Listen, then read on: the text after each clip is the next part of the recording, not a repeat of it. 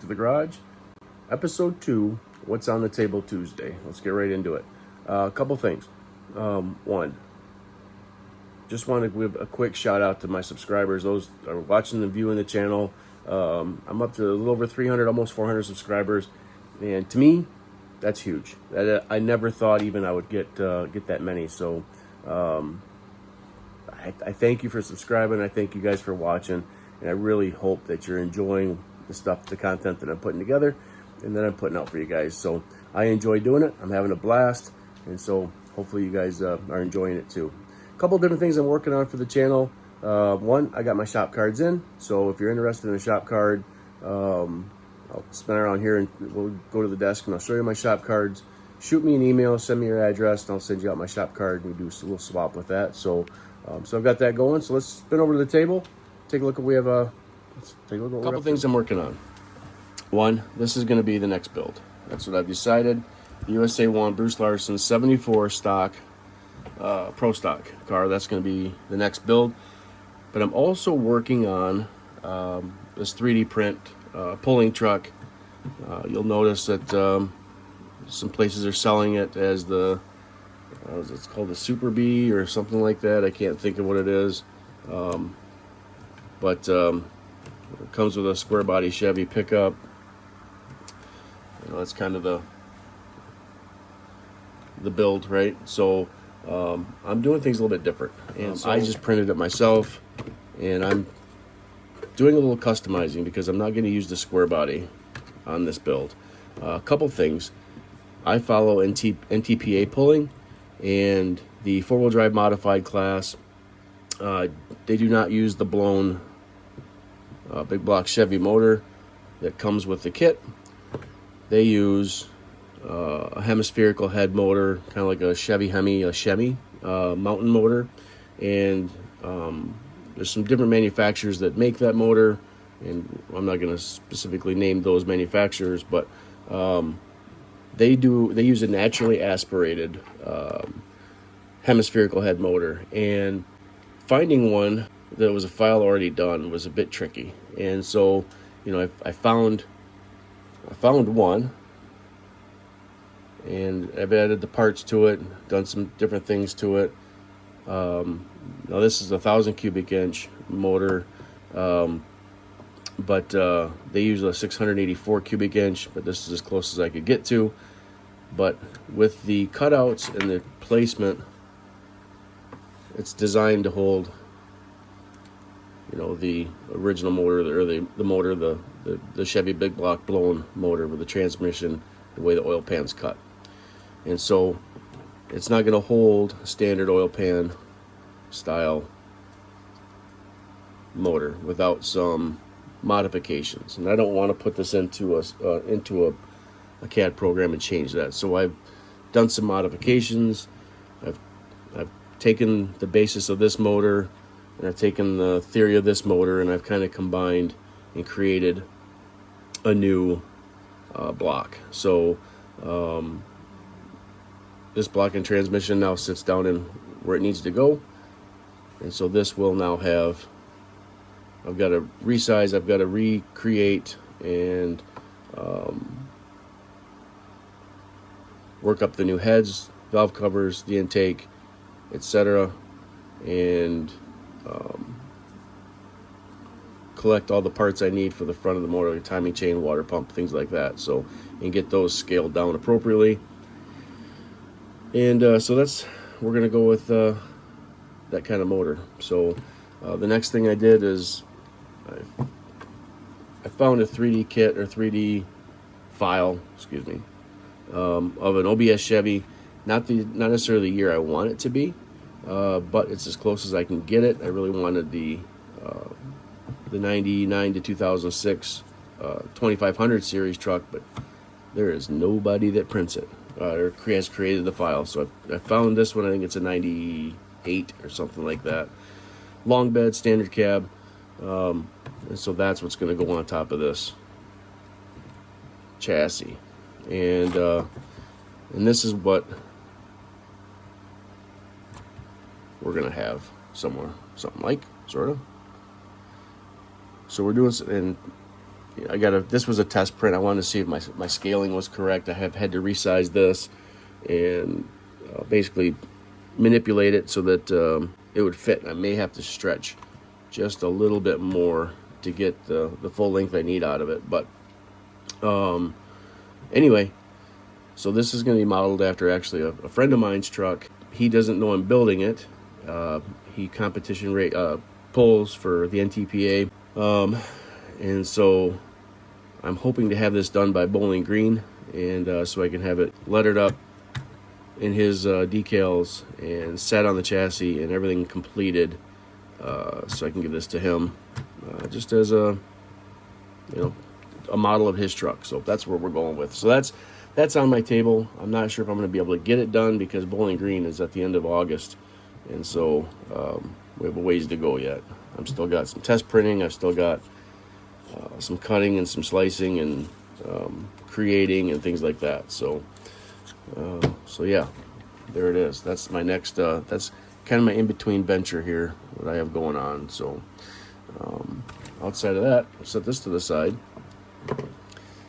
I did get my shop cards in. So here's my new shop card, built to scale garage. Just it's pretty much what my banner is on my YouTube channel. I'm kind of a weird biohazard symbol type person, so I have it on a lot of stuff. But on the back of the card, this says the channel is all about sharing the hobby with fellow builders. Thank you for your support, your encouragement, and for being part of this community. I appreciate every one of you. So until the next build, happy modeling. And on here you'll have my email address. So if you guys are looking for my shop card, if you guys want to do some swapping, just go ahead and shoot me an email, builtscalegarage@gmail.com, and let's get those shared out. That'd be awesome. Next thing I wanted to talk about really quick is a product I just picked up from Fusion Firm, and I'm going to toss some of this into an airbrush, and I'm going to shoot it on a part just so you can see what it looks like. This is for airbrushing, and it's ready to spray out of the can, and this stuff is absolutely amazing. I picked this up on Amazon. I said you can replenish it. It's waterproof. It's permanent, airbrush ready. And so I'll show you here. Shake it up really good, but it comes with an airbrush, or not airbrush. It comes with a tip. You just pour it right into your airbrush cup, squeeze it. It comes out of that little valve there. I was playing around with it the other day, and I put it in just a paint little cup, and I paint brushed it onto this battery, this Optima battery, 3D print battery that I've got. Let me stick it on here so my fingers aren't in the way. Here is, it's kind of hard to tell, but it kind of almost looks aluminum. Let's see if I can do something with my lighting here. It kind of almost looks like aluminum, but the camera, I don't know if the camera is really picking up the brilliance of it, but it is extremely, it's almost like right off the chrome tree. It's this was dry to touch in a day, and I only know it was a day because I stuck it up in my drying rack, and the next day I picked it up and I started playing with it. So no fingerprints. This is not, like I said, it's on a resin 3D print, and it is a little bit fragile. Doing a nail test on it, touch with fingers, no fingerprints. There it is, Fusion Firm.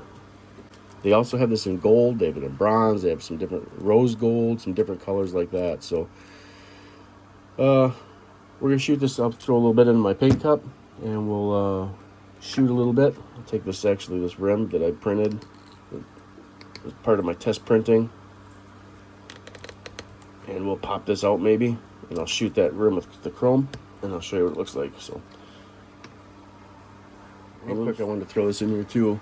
As far as product use, this water-based ink dries quick, creates a durable, opaque, glossy effect on both light, dark surfaces. Yeah, you can use this stuff on stone, metal, ceramics, wood, plastic, clay, polymer clay, rubber, and more. So it is suitable for surface property changes, resin, model, print, painting, DIY art, signatures, industrial use, or as mixed marking tool for parts and other industrial applications. So again, I picked this up on Amazon Fusion Firm Liquid Chrome. And like I said, they had, and there'll be a link in this in the description of this video where you can jump in there and find that. So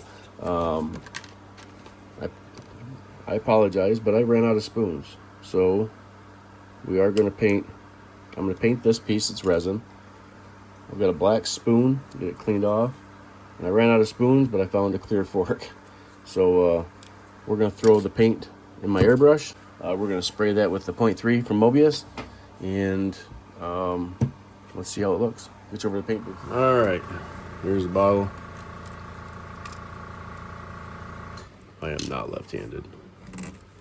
Let's put just a few squirts in there. Like I said, let me shake this up again really quick. I didn't really shake it up. Let me shake this up.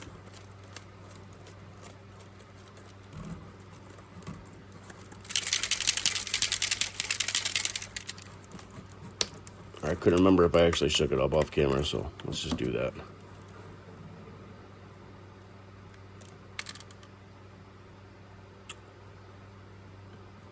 It doesn't take much to squeeze that bottle and she's flying out of there. All right, I'm gonna shoot this. I'm gonna start off at 15 PSI. This is just my Mobius 0.3. Start off with the black spoon, and we'll set these aside, and then I'll bring it back in like an hour or so, and we'll do a reveal on it. So,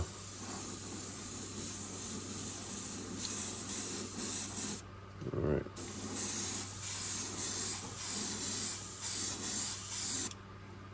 Turn my fan on because I'm an idiot. That is a super light coat I just threw on there.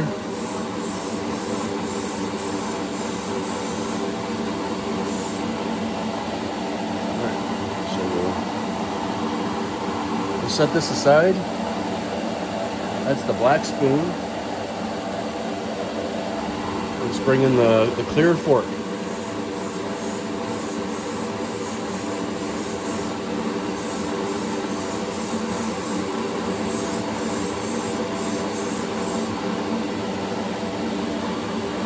Alright, we'll set that aside.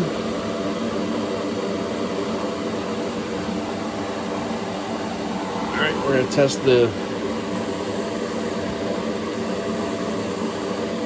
test on the resin rim.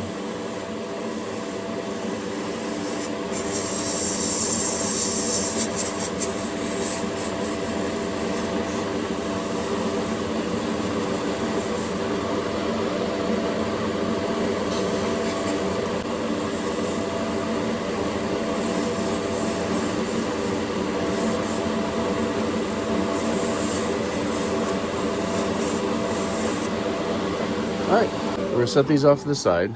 I'm gonna get my airbrush cleaned out, and then we'll bring it back. All right, cleaning.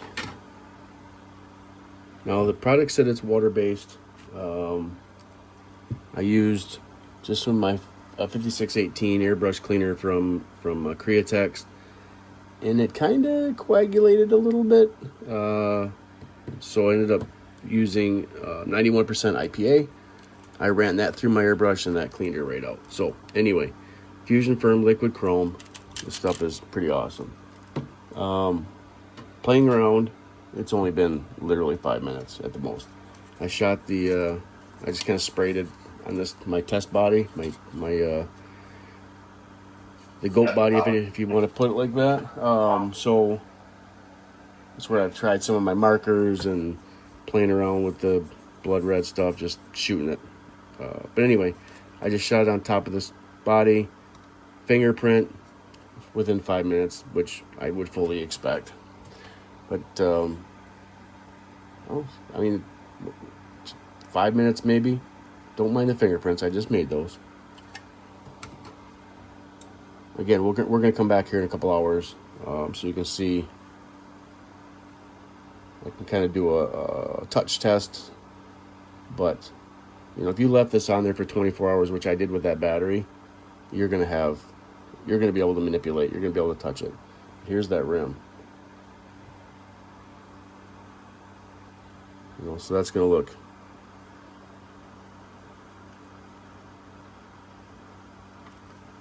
That's gonna look sharp. So we'll set this up in the rack. Like I said, this little Optimum battery was 24 hours. It was touchable. Check this out. Okay, so here's the rim. Right. It'll look easier if I put it in front of the black or not, but not really. But anyway, there's the rim. Here is, here is the fork. Now, the fork I was playing around with about every hour I would touch it, and just to kind of see where we were at. Now we're at 4 hours, and if I push hard on it, I can indent it. But here's the front. Run your fingers across. Nothing. So, 4 hours. Here's the spoon. I'm behind the camera here. Guys, this stuff is amazing. 4 hours. If you leave your finger on it for a second, it will print, but you can bump up against it if you needed to, right? That's awesome. So the instructions want you to wait at least 72 hours, 3 days for full cure. However, I did some research, and about 4 hours, if you touched it, it wasn't the end of the world, but I wouldn't hold on to it. So, like I said, I waited 24 hours, and that was good to go. So, anyway, so you have a little bigger project. If you had, just take your time with it, a couple days, and this stuff is good to go. So that's going to wrap it up for my What's on the Table Tuesday. I have been playing around here. You'll see this in a future build. I've got the body put together, painted it black, and we're going to use the Fusion Firm to get the chrome pieces chromed, or the polished stainless pieces stainless. I did the tires with Createx, but I'm going to go back over with the Tamiya rubber. And it always seems to work better if I have a base coat down before I put that down. So we're going to go over that with that. That's where we're at for my What's on the Table Tuesday. And like I said, we're going to get, besides doing this in between, we are getting into Bruce Larson's 1974 Pro Stock. So guys, thanks for visiting. Thanks for hanging out. This was a little bit longer than what I plan on my Table Tuesday conversations are going to be, but I had a few extra things I wanted to show. So again, BTS Garage. We'll see you later.